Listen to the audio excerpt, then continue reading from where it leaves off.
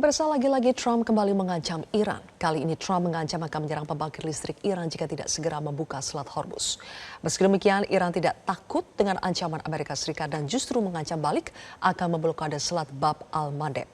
Apakah ancaman Trump kali ini akan benar-benar dilaksanakan atau sekedar gertakan? Untuk membahasnya sudah bergabung bersama kami analis intelijen Anton Aliabas. Selamat sore, Pak Anton. Sore, Mbak Zilvia. Baik, Pak Anton, dengan kata-kata kasar dan vulgar, Trump mengancam akan menyerang pembangkit listrik dan juga jembatan di Iran jika Iran tidak segera membuka Selat Hormuz. Bahasa yang dipakai kali ini, Pak Anton, sudah terlalu kasar ya untuk seorang presiden. Jadi apakah kali ini Trump serius atau kembali lagi ini hanya gertakan saja? Ya, Mbak Zilvia, kalau kita detail ya dari pesannya dia di akunnya itu kan ada praise be to Allah. Itu sebenarnya alhamdulillah. Gitu ya. Jadi ada yang menganggap bahwa ketika Trump, kalau Anda melihat kalimat yang pernah digunakan, dia nggak pernah menyebut kata alhamdulillah, praise be to Allah gitu ya. Itu satu. Kedua, status itu dikeluarkan saat Easter.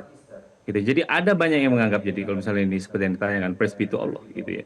Itu seakan-akan mencoba, lagi-lagi ingin mencoba ada nilai. Jadi ada ingin pertarungan nilai agama yang ingin dibawa oleh Trump gitu. Jadi bahwa apa yang misi yang mereka bawa ini sebenarnya perang suci yang seperti yang diamanatkan oleh Injil gitu ya. Jadi ini yang ada nilai itu yang ingin dibawa Trump, itu satu. Kedua, apakah misalnya ini adalah serius atau gertakan?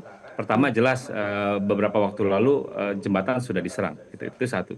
Kedua, Trump ini kan memang kalau dari omongan memang sulit dipegang ya. Tapi kan yang kita harus perhatikan adalah apakah memang sudah ada pergerakan atau sedang ada pergerakan. Kenyataannya sampai sekarang ini kan pergerakannya masih terjadi, bahwa dia sudah menyiapkan pasukan dan lain-lain. Dan ini yang kita masih tunggu. Apakah misalnya deadline tanggal 6 ini akan jadi atau tidak jadi gitu, akan dilakukan atau tidak dilakukan gitu. Jadi sejauh ini persiapannya ada gitu. Walaupun kita masih menebak-nebak model kayak apa kalau dia jadi, itu model kayak apa? Apakah memang full scale war gitu atau memang kemudian perang terbatas atau special operation gitu. Sejauh ini kalau misalnya sekitar 17.000, saya sih agak sanksi ini akan dilakukan sebagai bentuknya adalah full scale operation, tapi mungkin adalah perang terbatas ataupun juga operasi-operasi khusus gitu. Jadi sejauh ini memang pergerakannya sudah terjadi gitu, walaupun dia juga tetap harus membangun sistem karena niatnya Trump untuk bahwa perang ini, misi ini menghancurkan Iran ini selesai 2-3 minggu, saya juga tidak yakin. Kenapa? Oke. Karena itu tergantung pada sistem logistik yang dia bangun gitu. Jadi sudah berapa ataupun juga ini akan bertahan berapa lama, karena ketika kita bicara tentang pendaratan kan tidak hanya bicara tentang pasukannya siap, tapi juga bantuan tempurnya, bagaimana Baik. perlindungan udaranya, bagaimana pelurunya, bagaimana logistiknya dan lain-lain. Sejauh ini kita akan melihat masih ada gejala itu. Jadi ada, karena memang Trump sejauh ini memang satu, dia tidak punya rencana untuk deeskalasi. Yang kedua, yang ada di pikirannya eskalasi dan eskalasi dan eskalasi gitu. Dan ketiga, Oke. memang Trump sejauh ini tidak punya solusi untuk menyelesaikan konflik ini. Jadi pilihannya lah sejauh ini memang eskalasi yang memungkinkan bagi Trump gitu. Walaupun misalnya Baik. saya mendapat banyak informasi bahwa sekarang masih terus diupayakan bagaimana bisa terjadi gencatan senjata paling minim adalah 48 jam, dan paket yang sedang dibahas yang saya dapat informasi adalah sekitar 45 hari gencatan senjata. Gitu. Jadi 45 hari gencatan Oke. senjata ini terjadi untuk dua fase. Fase pertama adalah gencatan senjata, lalu yang kedua adalah untuk mencari solusi permanen gitu. Jadi Baik. ini yang masih terus diupayakan oleh berbagai pihak. Karena apa? Karena memang tekanan ekonomi, apabila memang Trump memang benar untuk melakukan operasi darat gitu ataupun juga menghancur lantakan Iran misalnya, itu jelas itu punya konsekuensi yang sangat besar, tidak hanya bagi Iran maupun Baik. juga Pak Anton. Amerika Serikat. Ya. Oke, Anda membaca berarti memang ada kemungkinan Trump akan melaksanakan ultimatum ya, seperti yang dia sampaikan di media sosialnya. Tetapi dari sisi Irannya sendiri, Anda melihat apakah Iran akan mempersiapkan diri dengan baik sebelum jembatan atau pembangkit listriknya diserang, atau mungkin akan melancarkan serangan duluan kepada Amerika Serikat maupun Israel? Iran kan sudah juga melontarkan warning gitu ya, warning bagi penduduk-penduduk di negara-negara Teluk agar menjauh dari instalasi-instalasi yang dipakai oleh Amerika Serikat, termasuk juga dia mengingatkan bahwa serangannya tidak lagi hanya pada instalasi Amerika Serikat, tapi juga perusahaan-perusahaan swasta yang diduga mendukung Amerika Serikat. Gitu. Jadi kan ada beberapa perusahaan swasta milik Amerika Serikat itu yang beroperasi gitu ya, ada Apple, ada Google dan lain-lain gitu. Itu juga Iran sudah menyatakan bahwa itu akan mungkin menjadi serangan. Karena apa? Karena mereka diduga eh, sorry, sorry.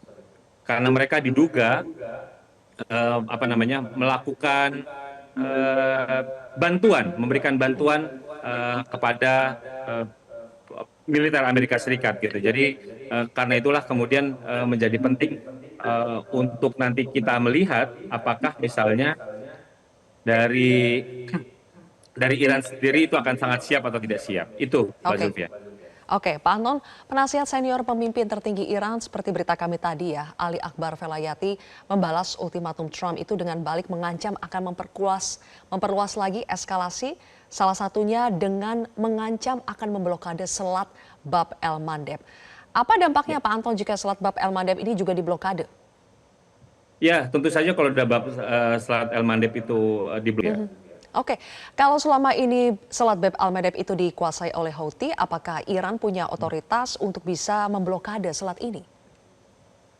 Sejauh ini kan memang Houthi dan juga pemerintah Yaman juga berada pada posisi Iran gitu ya. Jadi dalam beberapa waktu lalu eh, bahkan pemerintah Yaman itu melakukan serangan ya, serangan kepada Israel. Jadi dan Houthi sendiri memang selama ini juga dikenal punya relasi yang cukup kuat dengan Iran. Karena itulah kemudian kalau misalnya Selat Bab al-Mandeb ini ikut juga diblokade, maka tentu saja kita tidak bisa menghindar dari adanya dampak ya, dampak yang mungkin tidak terkendali ketika ada eskalasi dengan penutupan dua selat ini, Mbak Zilvia.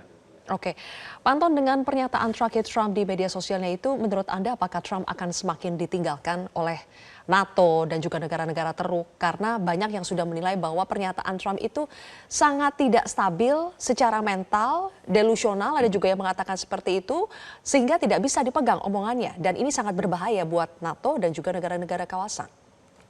Ya, jelas kalau kita melihat ya dalam beberapa hari terakhir ini Inggris menginisiasi pertemuan dengan 40 ya, 40 negara-negara, tidak hanya Uni Eropa, tidak hanya negara-negara teluk, tapi banyak belahan dunia yang lain. Misalnya dari Amerika Latin ada Panama, lalu ada Afrika, ada Nigeria misalnya. Jadi memang ada aliansi mencoba untuk satu, mereka menolak penggunaan pendekatan militer dalam menyelesaikan konflik ini, terutama juga untuk pembebasan jalur pelayaran di Selat Hormuz. Itu satu.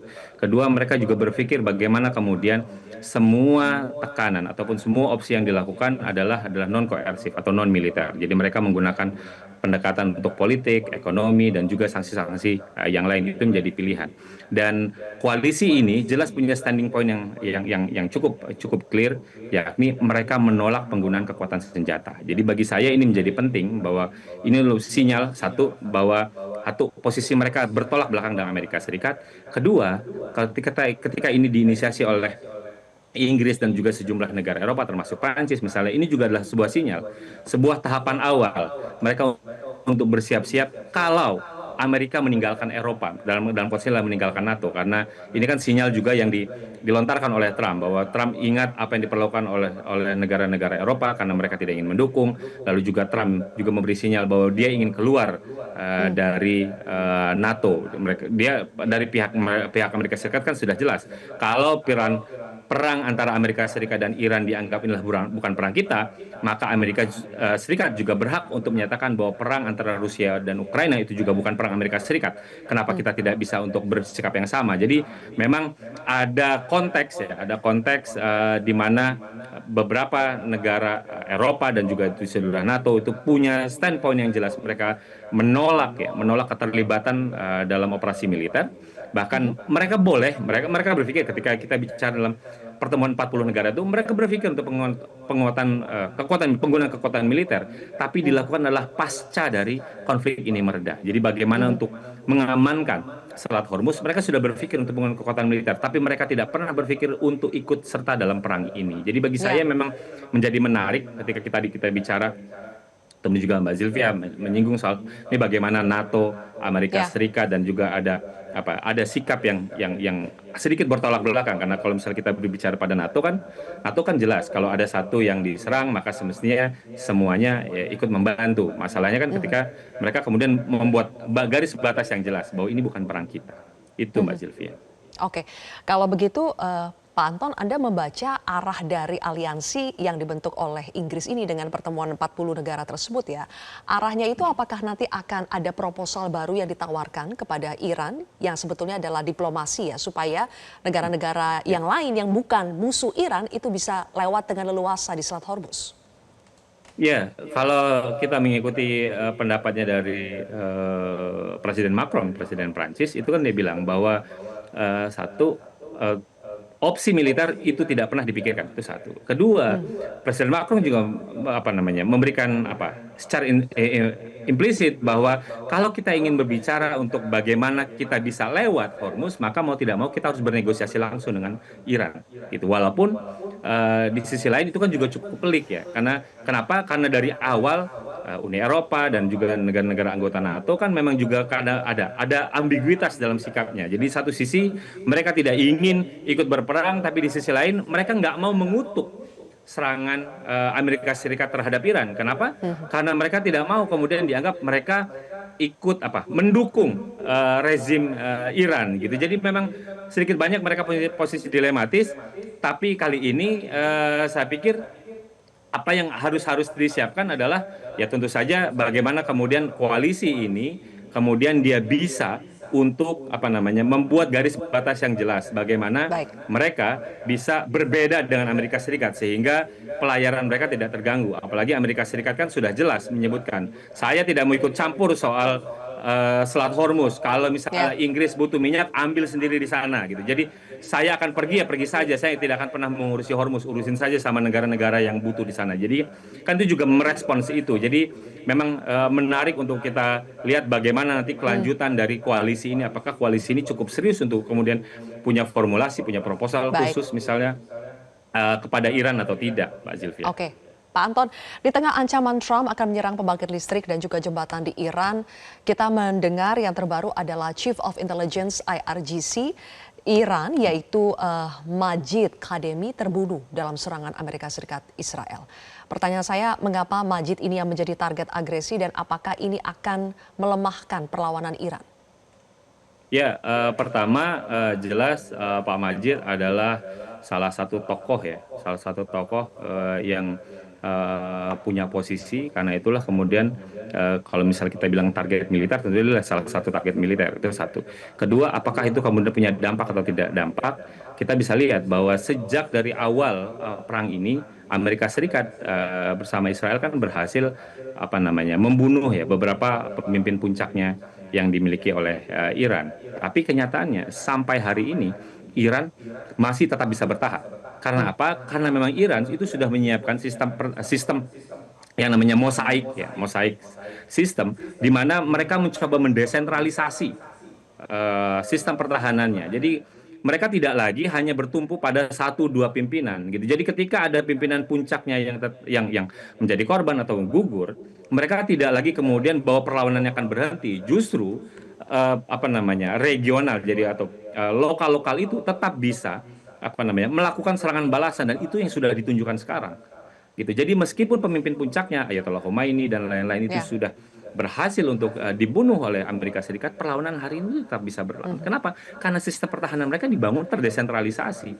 Walaupun pemimpin level tier 1, tier 2, mereka ada beberapa informasi menyebutkan bahwa mereka menyiapkan itu sampai tier 4. Jadi Anda harus berapa lapis yang harus Anda Ya. bunuh. Jadi ketika itu puncak-puncak yang dibunuh, mereka tidak pernah masalah. Karena apa? Karena serangan itu akan tetap bisa dibangun. Karena mereka memang menyiapkan sistem pertahanan yang terdesentralisasi. Dan itu Baik. yang memang sudah mereka pelajari, mereka persiapkan semenjak misalnya, dan itu dipertajam sejak perang 12 hari tahun lalu. Gitu. Jadi mereka Baik. selalu mengeksersis. Dan itu kemudian bagi saya, yang mengamati dari jauh, ini kemungkinan menjadi berhasil karena tidak mudah Oke. gitu, menerapkan sistem pertahanan ini di mana ketika pemimpin puncaknya, pemimpin elit-elitnya itu menjadi korban, tapi perlawanan itu masih bisa berjalan. Itu tidak mudah karena biasanya kan yang kita bunuh adalah kan kalau secara teori yang kita bunuh adalah pemimpin puncaknya dan harapannya itu perlawanan akan melemah. Kenyataannya ketika kita bicara dengan Iran yang namanya perlawanan tidak pernah melemah gitu loh. Jadi apalagi kalau misalnya ngelihat data gitu ya. Jadi bahkan ketika kita bicara data dari awal Maret sampai tanggal 19 misalnya, kalau Amerika Serikat kan selalu mengklaim bahwa perlawanan baik itu dari misil lalu juga dari drone misalnya itu mengalami penurunan yang cukup drastis. Tapi Ya, patut diingat ketika mulai dari awal Maret sampai tanggal 13 itu terjadi lonjakan. Baik itu penggunaan drone ataupun juga serangan misil gitu. Jadi dengan kata lain bahwa sekalipun pihak Amerika Serikat maupun Israel membunuh elit-elit baik itu di militer, di intelijen gitu, perlawanan yang dilakukan oleh Israel itu akan tetap perlawanan yang dilakukan oleh Iran itu akan tetap ada. Itu baik. Mbak Sylvia. Oke, baik. Pak Anton Ali Abbas, terima kasih atas analisa Anda di program Metro hari ini. Jelajahi cara baru mendapatkan informasi. Download Metro TV Extend sekarang.